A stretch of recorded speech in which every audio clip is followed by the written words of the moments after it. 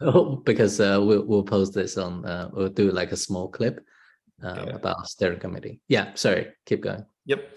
So the steering committee's job is to act as a steward. It looks at all of the SIPs that are well formed, so they pass the accepted phase, and have gotten the sign-offs from the relevant domain experts who can weigh in on the quality of the SIP, and that's past the recommendation phase.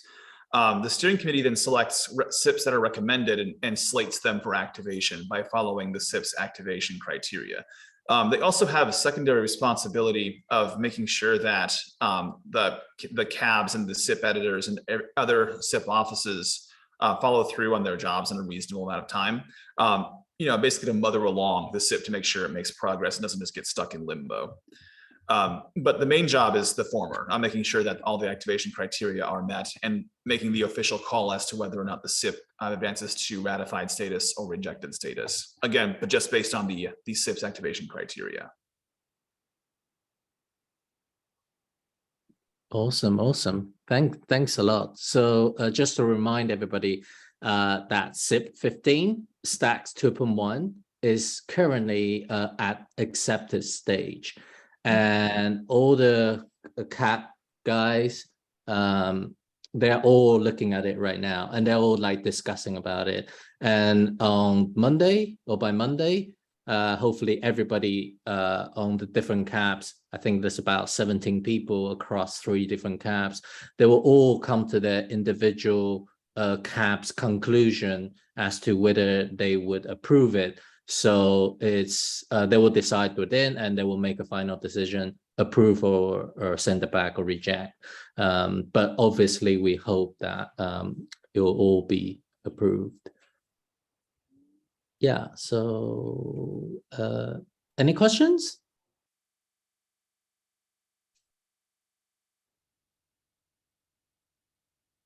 Okay. Oh, good. Oh, good. Yeah, so just a bit of highlight from the past month. There's quite a few SIP in progress. They are at later stage, so I probably won't mention them, but some of the earlier stage stuff that I think is worth highlighting. In fact, Setsus is on the call about non-custodial NFT staking, Verna's SIP, which will contribute towards BNS v2, Mutu SIP, which is about node improvements or API improvements. So all these are actually coming from the community. So I just want to highlight that that it traditionally over the past few years that the big SIPs, they've all come from Hero or Foundation, or is a group of people from the big entities, but we want to engender and foster the community organic generated SIPs, and hopefully in a year time we'll have much more of these kind of stuff from the community. So yeah, so Setsus, you want to briefly talk about a little bit your stuff if you're on the call? Oh, don't know where I see. Anyway, okay, no worries. Yeah, so I thought maybe apart from these community SIPs ideas, I thought, I don't know if Gina or Jude want to talk about anything else that's sort of people, community can anticipate the upcoming stuff. I think SIP 15 is sort of one of the main things that has a fair amount of urgency, but also just a lot of great input from the community. So excited to just give time for that. Yeah, thanks everyone for taking a look at that. We're at over 100 comments now. That's great. And that's only in the space of a week. Yeah, I actually looked back to last year's 2.05 number of comments. In total, it was like 140 or 160 something. Yeah. So we're almost like the same amount of comments. Yeah. And we didn't even have these calls going then. Yeah. So yeah, people seems to be seeing these stuff. Yeah. Any other exciting stuff that's outside of SIP 15? I think Set Zeus just joined if you want to ask him. Oh, Yeah. Setsus. Do you want to show your non-custodial staking stuff? Because I was saying, basically, we love these community SIPs. We want to have them more. And basically, like your stuff, Werner's stuff, Mutu stuff, I'll hopefully try to build the different support system in place for you guys to have sort of the feedback or the collaboration to get yours ideas as well formed and as easily through and as vetted. So yeah, do you want to talk a little bit about your SIP? Hey, yeah, sure. And thank you for having me. As I think I mentioned, to the people I've been updating on, I'm doing research on basically 3 different architectures for how we're going to set up just staking NFTs for staking multiple NFTs for one fungible token, and leaving it in a way where it's modular enough that you can add different sort of extensions that we've realized are valuable for staking.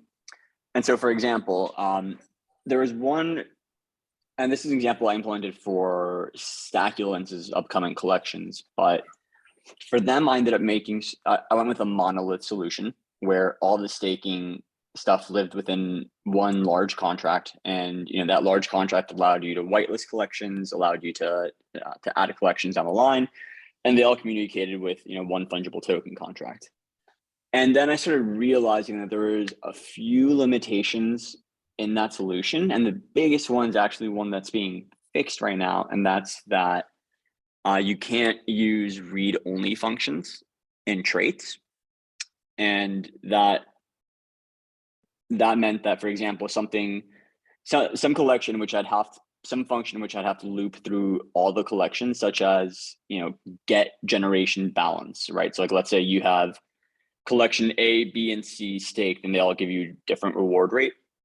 Then I needed a way to be able to call how much of the fungible token they've generated or how much there's unclaimed. And I realized like I can't use read-only functions during that, which means that if you wanted to just like click check unclaimed balance, it would actually end up being a public function that waits for a response, which is obviously subpar UX. And then I started looking and talking a lot with Jamil and the Spaghetti Punks team, where they have a different sort of staking solution where you can update the staking contract itself multiple times. But I didn't necessarily, for a couple of reasons, I didn't necessarily love that one. So one of the reasons is it got very hairy to version and then add different things, or to add different future extensions over time. And so what the third route that I'm sort of looking at now and paying attention to is something where the SIP itself will consist of one trait contract that has multiple traits defined within it. And what I'd like to do is make sort of like a very simple multi-staking contract that you can deploy as is, and collections can be added, etc. But then we offer extension contracts, which again adhere to those traits, that then give that will then give the ability to do more complicated things, such as vary the generation rate per collection, vary the generation payout period per collection.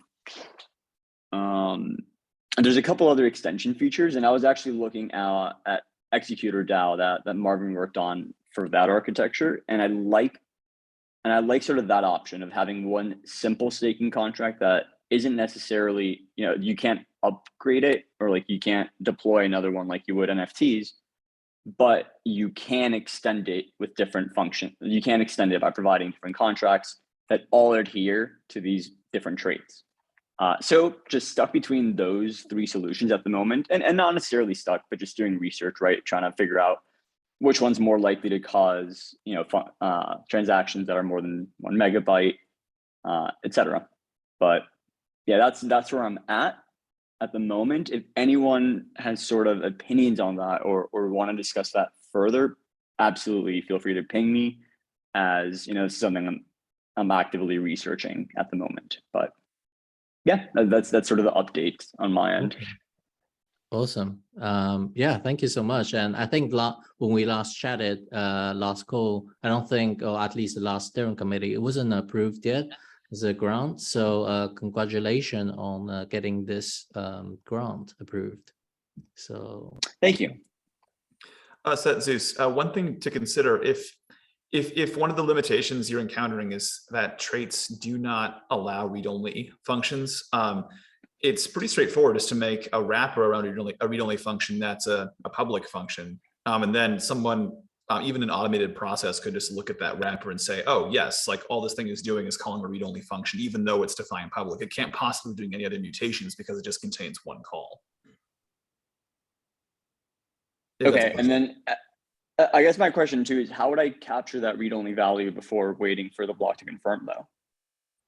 So, I mean, when you have a trait concretization and you're doing a contract call on it, you're just doing a function call directly to that trait concretization. You're just doing it through one layer of indirection because you have this intermediate contract that provides the read-write interface, but internally it's just calling some other read-only function for you. Do you see what I mean? Okay. Yeah, I guess that was the one thing I thought about wrapping in the public, but I guess I wasn't understanding how I could get that value, or like how a client could catch that value before that transaction was confirmed on the next block. But okay, yeah, I'm hearing you now. oh, good. No worries. We'll Awesome. each SIP call, there should be some room in the end, and you can always come back and ask. So yeah, tune in to the weekly SIP call, and we'll definitely get you on a session, and we'll get invite the people that you want to collaborate with or get some input from, and we'll get that hashed out on a SIP call if that's helpful to you. Yeah. Yep. Okay. Sorry, I was catching up with the chats because I'm on my phone, so I wasn't Okay. seeing the chat before. Oh, good. I'll move on quickly. Yeah, so Werner, we'll talk about Werner stuff and future calls, move to stuff too. So yeah, let's move on to Stack Super 1, the meat of the session. So yeah, so I thought Gina or Jude can give us a bit of update what happened over the past month, and we'll get an update from each chairperson and what's coming and voting stuff. Well, I mean, go ahead, Gina. You just needed. I was just going to say, I feel like a lot of the heavy lifting has been in both essentially the drafting of the SIP, which went live earlier this week, and then a lot of the review by the cabs. So I don't know. I feel like that's where a lot of the updates have been. Jude and sort of cab chair people. I'm excited to hear from you. Yeah, a lot of the it's been radio silence until the last week, just because we were we the technical folks were like finishing up the implementation of the SIP and then drafting it out. I'm glad that it's finally public. I do want to also flag that a lot of the work, and I think a lot of the features included in SIP 15 have been sort of in discussion and in progress for quite some time. So despite the SIP being a relatively recent draft, I think there's been a lot of time for the community to provide input, raise any flags, and you know, this is sort of like the full finished package, but hopefully, you know, we've been part of having this sort of discussion for quite some time, and it's not so sort of new. Yeah, exactly. We've been working on these features almost as long as Stacks has existed, even before 2.05 came out last year.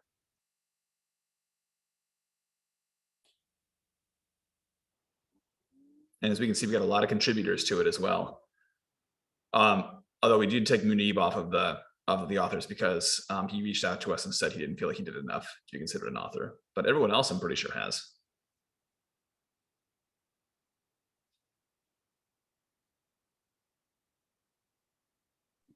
Yeah, so shall we get some updates from each chairperson?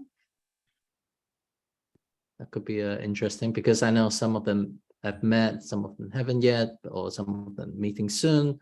So yeah, shall we have Bryce from, let's go with Maddie. Are you on the call, Maddie? Yeah, I'm here.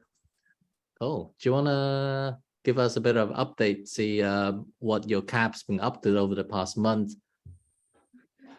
Yeah, unlike some of the other cabs, we haven't met yet, so maybe no particular updates. We're actually meeting immediately following this call, so at noon Eastern, where the economics cab is meeting to discuss. But we've just up to this point been reviewing on our own, each compiling our own thoughts and notes, and then we'll be discussing and compiling meetings as a board today. Awesome. Yeah.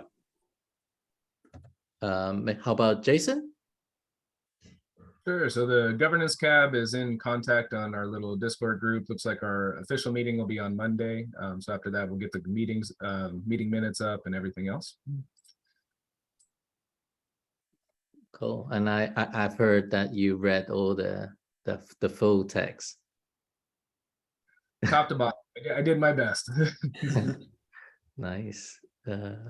Anything worth noting for the community? Anything interesting or governance related or tech?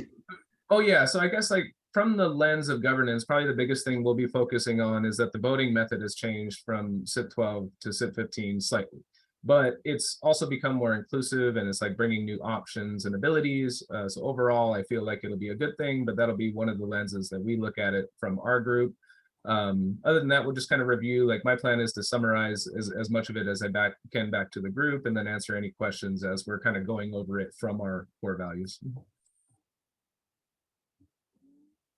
Cool. Thank you so much. Yeah. How about Bryce?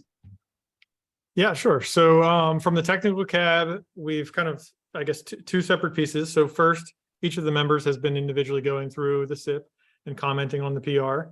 I think there's been lots of good discussion there and lots of good updates. And then yesterday we had our first meeting, which about half of the cab was able to attend. And we focused first on defining what are the processes that this cab should go through for the SIP approval process.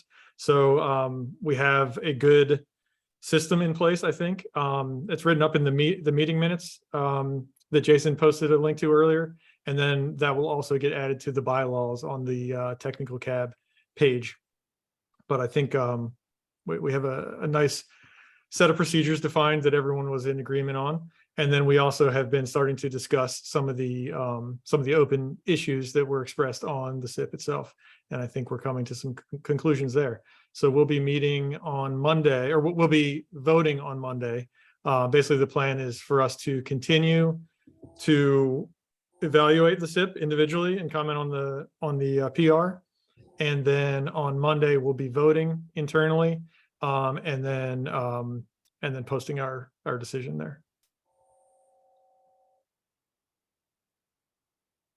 But I felt real good about the processes that we got in place yesterday. I think we're in a good place. One thing I wanted to highlight though is with all of these separate cabs, would it be beneficial to align on a voting process that we all use? Because I know, you know, Bryce, we spoke about what we're going to do. My name is Anton. Okay, so yeah, so Bryce, in the technical cab, we discussed how we're going to be doing the voting process. I'm just wondering if it would be beneficial if all the cabs use the same process, so there's no confusion on what each team is doing. Yeah, I think that could be nice. I don't know if there's something that we want to decide on before Monday, or if we want to just start kicking something around for next time. Did you have anything in mind? Yeah, I think it'd be more for next time. I'm just something I wanted to bring up, just so we had to align.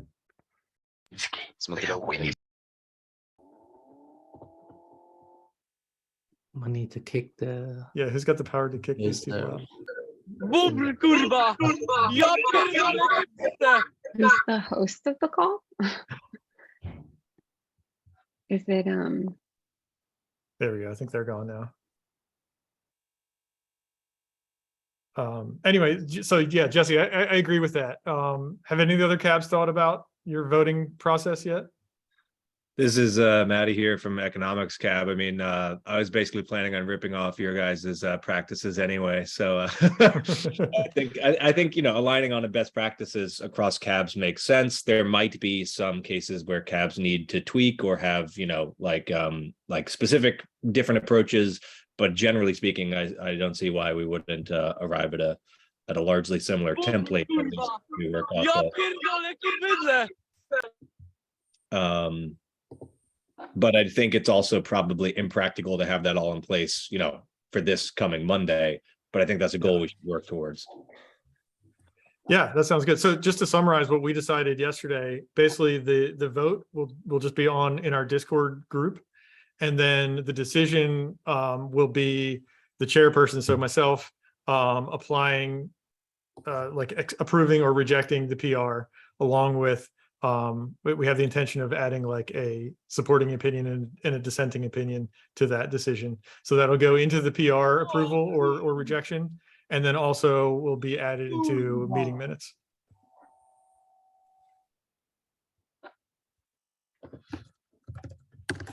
All right, you guys, please don't let any other people in.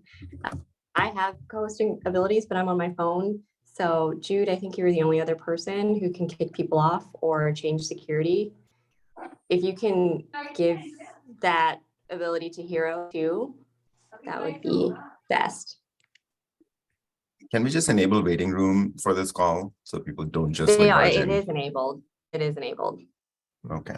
So let's not let any other folks in. All right, well, just to wrap up around those thoughts, you know, when we did this the first time around for SIP 12, the idea was like, we just wanted to represent the voice of each individual cab member. And we wanted to try to come to agreement. I was thinking of it a lot like jury duty. Like if I'm going to present the decision for the cab, I want everybody to be in agreement that we're moving forward in that direction. There would be room, I'm sure, if there was one or two dissenters, or if there was an issue, to at least have that documented. And I like the idea of us all using the same voting method in the future. I think for right now, we're learning what these processes look like. You know, like for us, we have three extra members now, which is pretty cool. It like changes our dynamic a little bit. And then seeing the other cabs and like how we're going to organize some of the info, I think this is our chance to really decide like what we want this to look like in the future. So I'm in agreement too. Cool.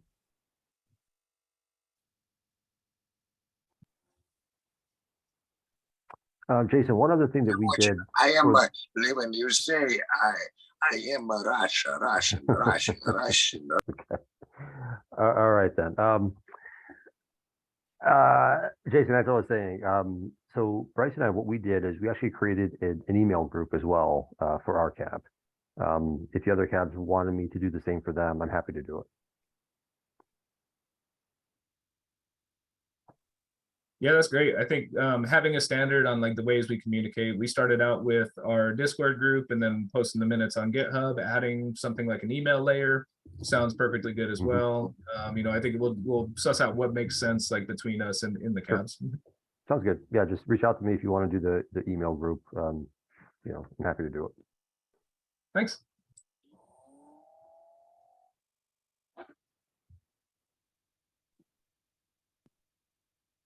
Are we feeling confident that on Monday we'll have a decision? You mean as far as the voting process? Yeah, on Monday. Yeah, if I'm understanding it correctly, the goal with SIP 15 here would just be to represent your cab and the opinions and the votes, and that we're going to work towards a more standardized method in future ones. Oh, I mean, just approval or reject. Are we thinking we'll confident? I can say for our group, the goal is like Monday's meeting is when those decisions, like you weigh your yay or nay, and we discuss it out until we have a decision as a group. So that would be our plan for Monday.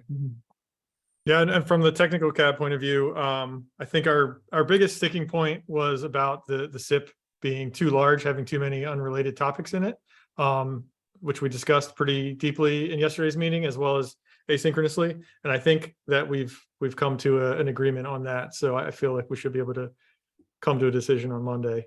And the fact that our biggest dissenter didn't join this meeting is a good sign.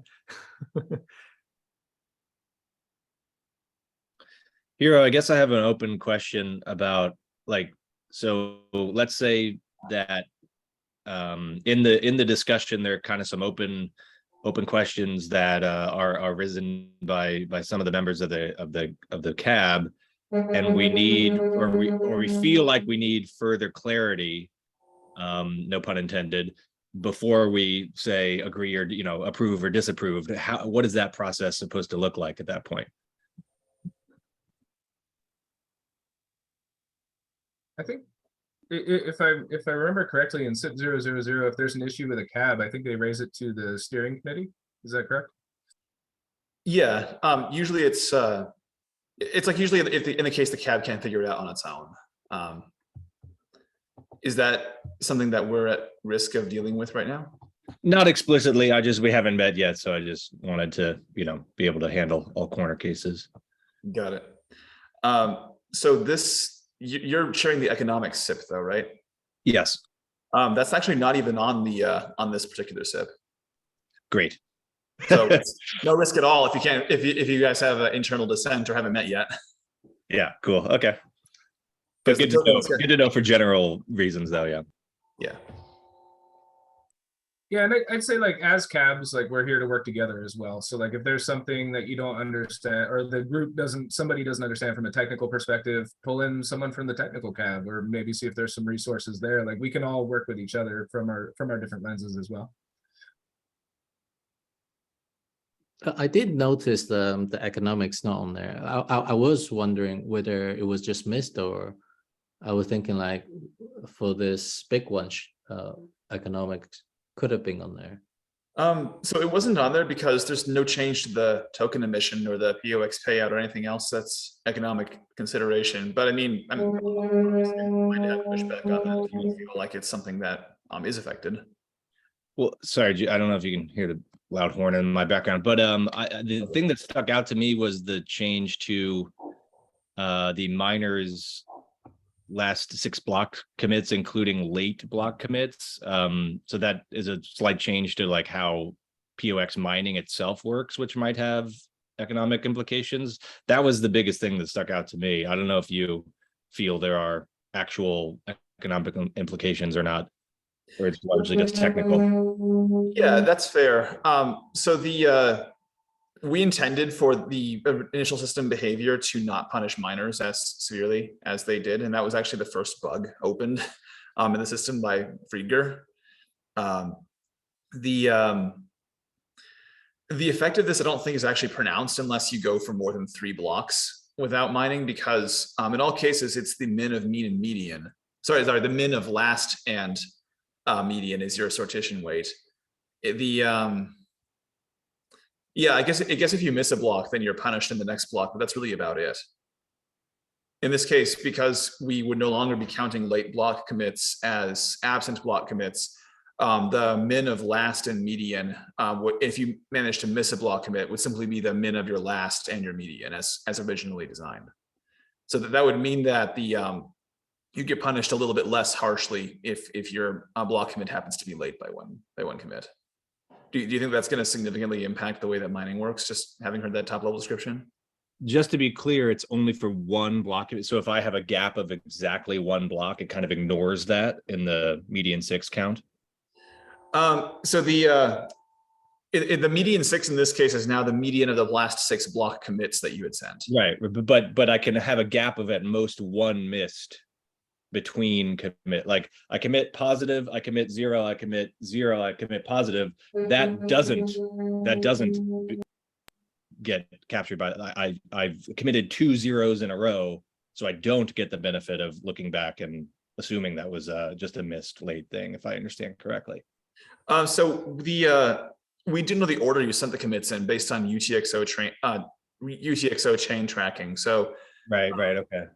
yeah, so right now, the bug in the code is that it does not consider a missed block commit to be missed if it happens to be in a different block. It considers it to be absent. So right now the system will believe that your last commit was 0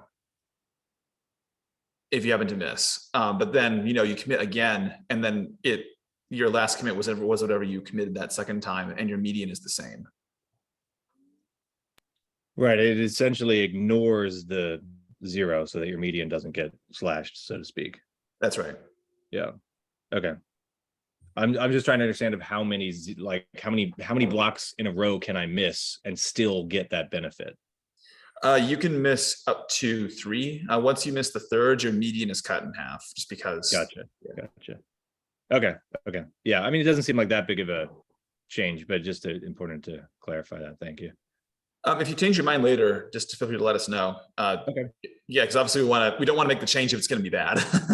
Yeah, we'll chat about it and see, especially what like Zan thinks. So I'll circle back. Yeah, Sounds good. Or I'll share our minutes regardless. So from a sort of documentation wise, do you think then economics cap should be on there, or even if it shouldn't be on there, the processes that will still ask for their input, or how do you think that works, Jude? I'm sorry? For economics cap, do you think like from a paperwork point of view or documentation, economics should be one of the considerations? And if not, would this mean like every time or whatever might be somewhat relevant, we still ask for their input or decision? So normally if the SIP author does not request a particular cab, but the steering committee believes otherwise, the steering committee can assign the cab to the SIP. I personally don't believe that I should be allowed to do that, because I'm also on the steering committee, and thus I should be recusing myself from such decisions. If Gina feels otherwise, then by all means, she has the power to require the economics cab to take a look. The economics cab is already taking a look, is my understanding, right? And so it's sort of an additional piece of input that we can essentially determine what we want to do with that information, right? Right. So if we add the economics cab as one of the considerations, then they would also have to approve the SIP or provide feedback as to why they didn't approve the SIP. I mean, just for what it's worth, from my perspective, like we're going to meet anyway, we're going to discuss anyway, just build the muscle memory, share our thoughts. Whether you want to, formally include them or not is up to you guys. But we're going to do that anyway, just from my perspective. I think I can just commit publicly to saying, like, if you guys discover some bad flaws in the system, in the proposed system, then regardless of whether or not you're officially on one of the consideration cabs that has to take a look at this, it's still worth fixing, right? Yeah. So I would agree. Yeah. So I think in general, like, we would be curious to hear your summary and essentially like the minutes from that call, and take that into consideration. Cool. Yeah, makes sense. Okay. yeah, I mean, we can also retcon it too. So if you find a big flaw that needs to be addressed, we'll just add the economics cab as one of the considerations.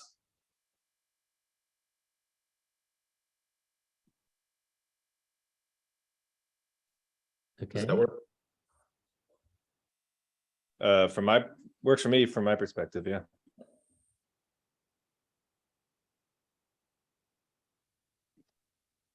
Okay. Anything else from the caps? Like, please feel free to. This is your session.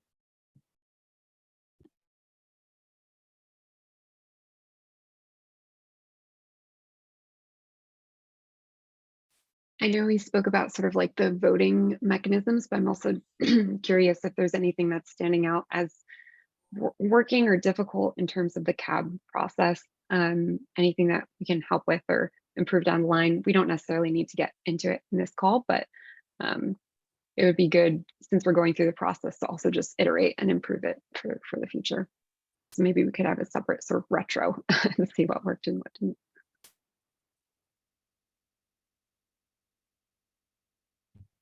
Yeah, so nothing comes to mind for the technical cab. I think the biggest like open questions that we had going into yesterday's meeting was just not really being sure how we should decide. Like, do we have a quorum for our vote? Do we have a 51% majority? Do we have a unanimous decision? Do we have a 2/3 majority? So those were the type of questions that we considered yesterday. I think we came to reasonable conclusions there, but it might be something that we want to kind of agree upon across all the cabs, or at least have some discussion at a higher level.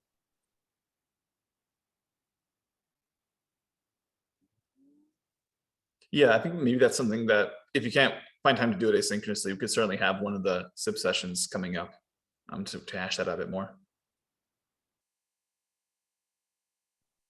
Sounds good.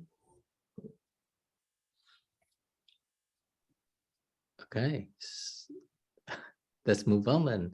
Yeah, do you guys have any other thoughts about what's upcoming in Stack, or anything Stack 2.1 related over the next sort of weeks or months?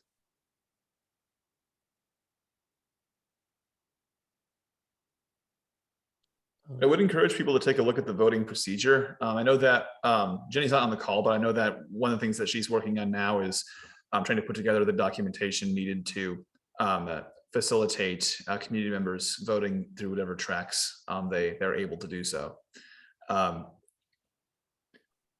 I guess like the thing that the voting procedure is just meant to really find out is, like, first, to what degree do people care? And second, if there is pushback, what are the criteria that must be met in order for there to not be pushback?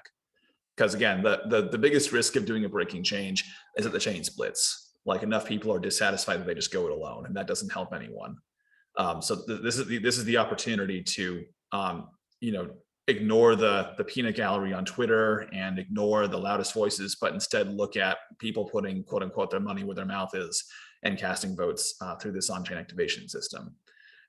If I could make it so that people can, if they vote no, have to give a reason why, I would, but we can't do that, technically speaking. But I'm very curious to know what the no's would be.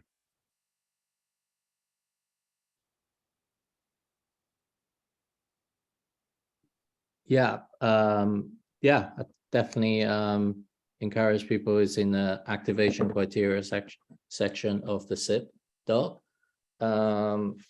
Yeah, so and actually I got a couple of questions about that.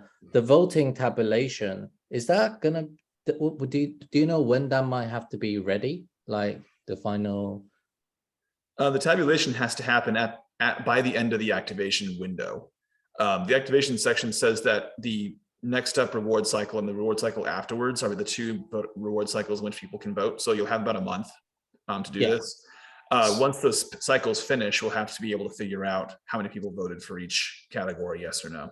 So the site can be up, people can have the info or links to vote, but in terms of counting up the votes, just has to be by the end of cycle 47?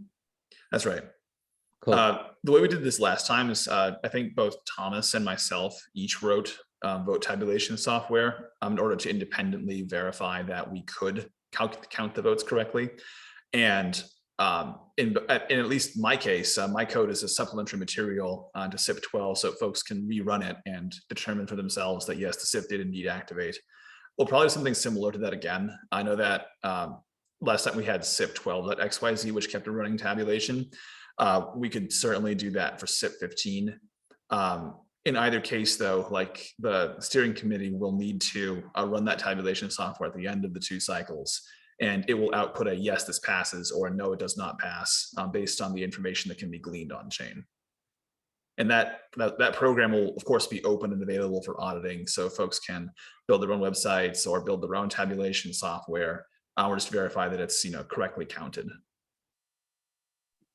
Yep, just FYI, everyone, that Jason has very kindly spun up a quick info site, at least for the SIP 15. Thanks, So Jason. yeah, So people can start already taking a look, and it will be, the voting period will be over stacking cycle 47, 46 and 47, which you can take a look on the Stacking Club when that happens. It's in probably like in 11 days or so, 15 days. So yeah, so thank you, Jason.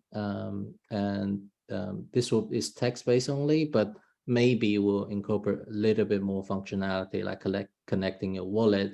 But there are three main ways of voting. One is you just vote via Bitcoin address, and the other one is if you're in a stacking pool, you can vote via this website or on your own in your wallet.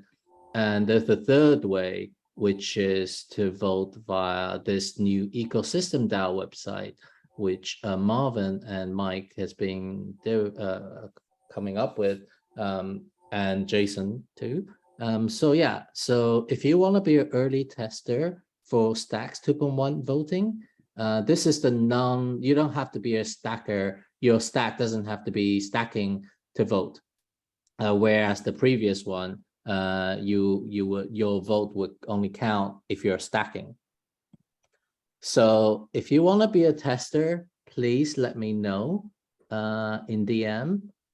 Yeah, and the good thing about this one is at the end, hopefully you will get a banner that goes across your PFP. You'll be able to claim this little badge to go over your PFP. You can share it on social media, on Twitter. So yeah. Actually, I got one last question about that. Because there are two various methods, three different methods, so to speak, do they all have to start at the same time, or should they? I think they should all start at the same time. Okay. In the first two cases, if you're a stacker and you're voting with your stacks, you kind of have to wait until the reward cycles begin in order to cast a vote. The reason being is that the question as to whether or not you're stacking is only answerable when that cycle begins.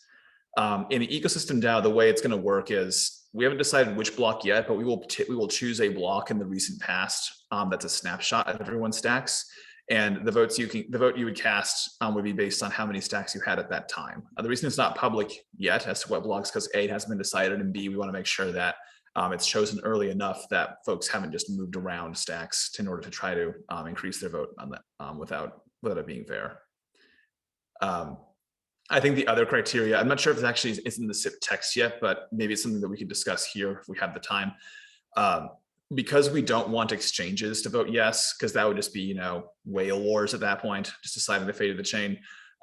We would want it to be the case that if you're voting with liquid stacks, you're capped at the size of one reward slot, which means that if you have more stacks than one reward slot, you really should be stacking in the first place. And then that would be the way by which you vote.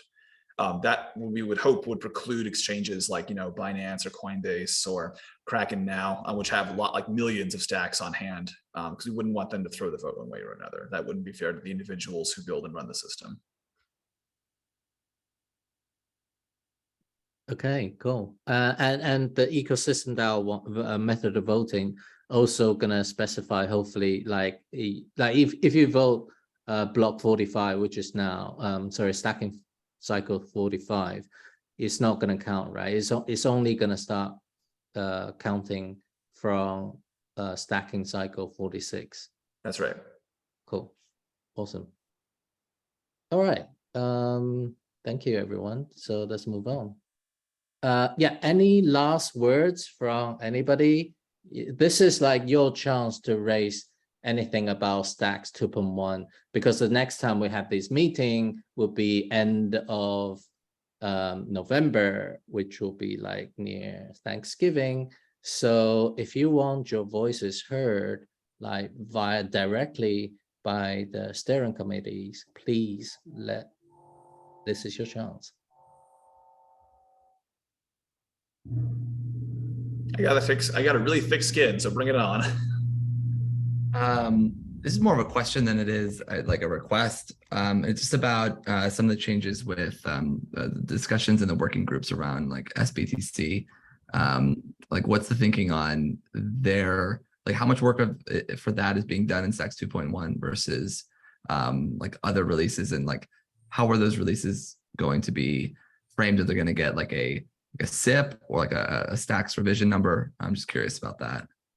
That's a great question. I think a lot of that is still up in the air. And regarding the L1 improvements working group, that working group has already shipped code because there's 2 tracks within that working group: the consensus breaking changes, which is going to take a SIP no matter how you slice it, and the non-consensus breaking changes, which are things that can ship today. In fact, this last release brings a lot of work from Bryce, for example, on making the mempool faster at iterating through transactions, which in turn means bigger blocks. So that stuff like that, L1 improvements can ship whenever, and that's definitely in the purview of that working group. Coming forward, like there are a few deliverables from each working group that will likely require breaking changes. The SBTC one will definitely need at least 1 breaking change, which will be a SIP, much like this one. It will be at least stacks 2.2. It might be higher. It depends on how drastic of a change it is.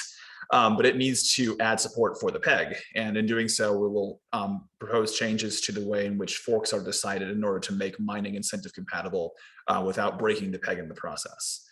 The L1, one of the things the L1 working group is working on in the medium term is making it so that microblocks can do more lifting in order to keep the chain able to continue to process transactions, even if the Bitcoin chain is not really doing much.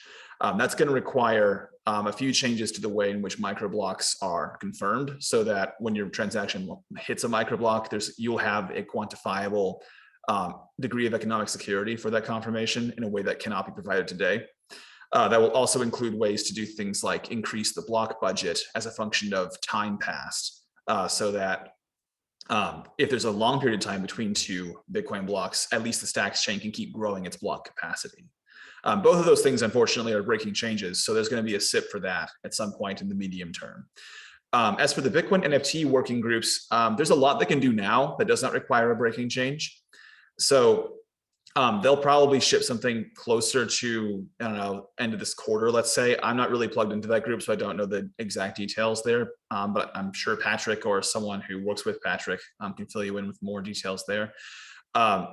There could be at least 1 breaking change that comes from them, but it might be folded into one of the other groups, and that is to facilitate adding in this ability for the stacks chain to import data from the Bitcoin chain directly, which would save you a lot of effort as a developer from having to go accept a Bitcoin transaction in a Merkle proof and then verify the Merkle proof and then parse it and then do a bunch of extra work that's along those lines. I had hoped that we could ship that in 2.1. I don't know if we're going to have time. If we don't have time, then it will likely come in the next breaking change, which going forward will hopefully happen a lot sooner than 1 year from now, just because we got all these other things in the pipeline. Does that answer your question? Yeah, it definitely paints a picture of like multiple lines of development, some of them interdependent, and like there's some kind of dependencies within them. Like, you know, a good performant peg also being like sensitive to mining incentives. And so I'm definitely tracking and yeah, I can't contribute on a technical level yet, but really like excited about all of it and closely monitoring the working group conversations. I'm in the go-to-market SBTC working group. But I'm watching what it is that's also being proposed and excited. So yeah, thank you. Me too. But there might be 2 hard forks next year, like one in like the first half of the year that adds some parts of the SBTC peg, and a second one that adds the consensus breaking changes that the L1 working group needs to add, as well as finishing up the Bitcoin peg. At least that's what we had talked about in the recent past. That's not written down anywhere, so it's subject to change. But that's kind of the cadence we're hoping to move towards, like doing more hard forks more frequently, just so we can, you know, bring in changes like this that the community wants at a faster pace.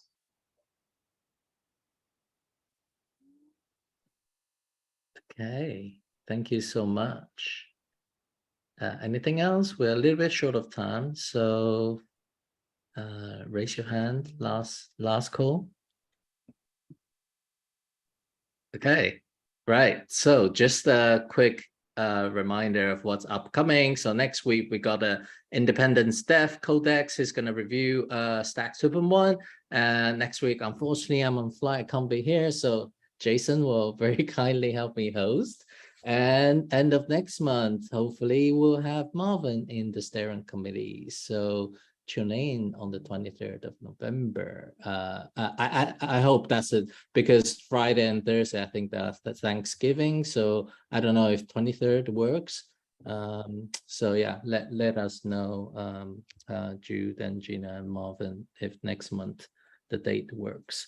And I just want to call for SIP editors. I'm starting to build out this section of the process, tier 1. So if you're interested in contributing to the SIP reviewing the SIP document, or helping people to get through this beginning of process, so please let me know, and just DM me anywhere. I'll be working on that intensively this quarter. And one last thing, just because I thought, why not just do a little bit giveaway for thanking everybody for attending these meetings like consistently. So I made a SIP 001.btc, and it's proof of burn. So whoever is on the call, I'm gonna do a giveaway. So let's do the wheel.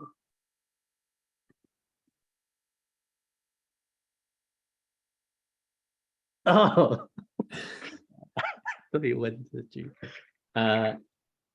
Yes, so Gina, I will give you the 6001 proof of burn.